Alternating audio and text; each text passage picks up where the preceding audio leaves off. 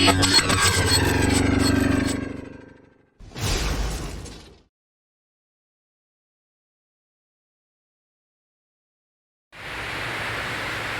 mga boss, tatanggalin natin yung steel tube na naputol. Vacuum ito ng throttle body. Kaya panoorin nyo kung paano ko tatanggalin para magkaroon din ng idea yung mga baguhan nating kapwa mekaniko dyan o sa mga enthusiast na mahilig mga mag-DIY.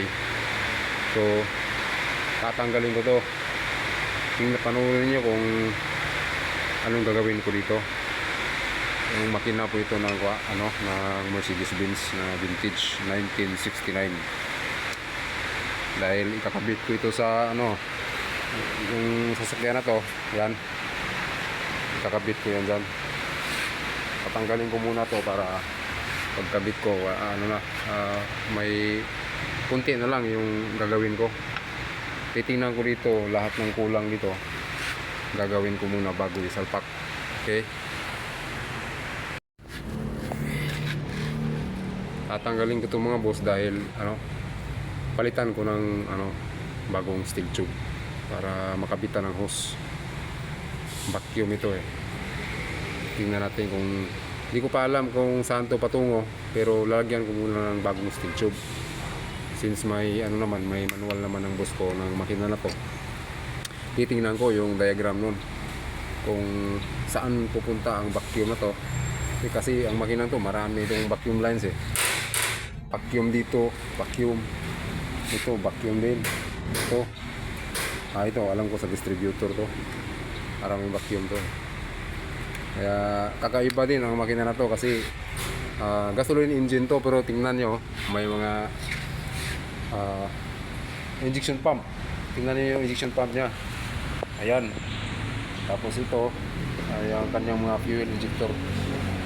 Siguro kung wala kayong makita na dito na spark plug wire tsaka yung distributor nya, siguro masasabi nyo na diesel engine to kasi tingnan yung mukha parang injection pump ng ng Isuzu 6BG1, parang lang,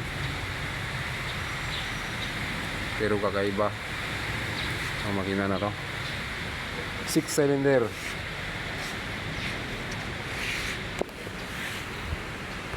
Dito mga boss, push drill ang ating gagamitin para matanggal natin to.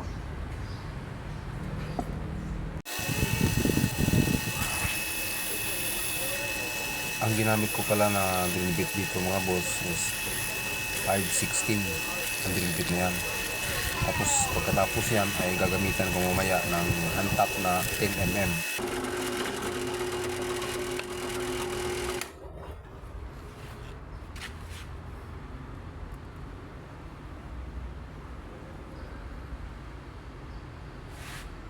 Ngayon dahil na siya, malaki na butas niya, siguro gagamitan na natin ng hand-top na 10mm. Okay? Dito mga boss, ito na siya. So nakita yung butas niya, medyo malaki na. Para pa siya, mas lalo pa siyang gagamitan natin ulit ng hand-top na 10mm para mas lumuwag pa siya. Okay?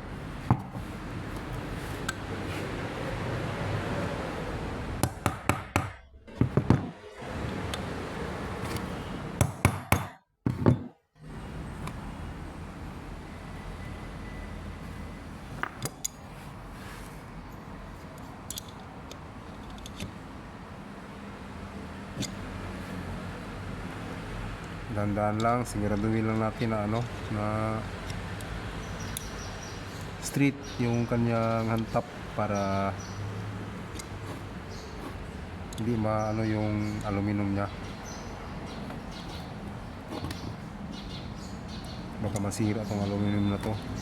Kaya kailangan nating tingnan kung nakatayo ba nung maigi yung kanyang hand-top.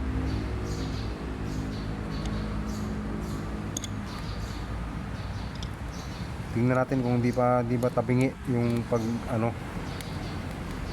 pag-antap natin para hindi mabawasan tong aluminum na to.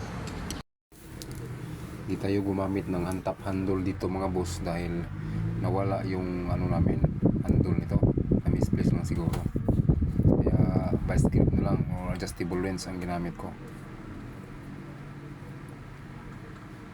Matagal na rin kasi akong hindi gumamit ng antap siguro mga 2 taon na. So, makikita nyo, ito na siya. Ito na siya, tingnan nyo. Okay naman. Siguro gagawa na lang tayo ng steel tube na may na outside thread din para hindi na tayo magtanggal nito, ipapasok na lang natin yung thread. Tingnan lang natin kung kaya ba.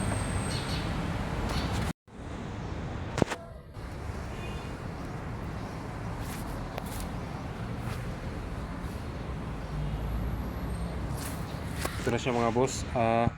Natatanggal ko na yung steel tube dito. Ito, madali na siyang tanggalin kasi manipis na siya. Kaya pusa lang siya ng screwdriver, sininisin ko na lang. Ang gagawin ko dito is gagawa ako ng lagyan ko to ng steel tube, pero gawan ko din ng thread katulad dito. 3D din siya, tapos i-retread natin to dito para maganda yung kanyang pag-ingid sa ilalim. Tingnan nyo, may thread din siya. Gawa natin ng tube. Lagyan natin yan, okay?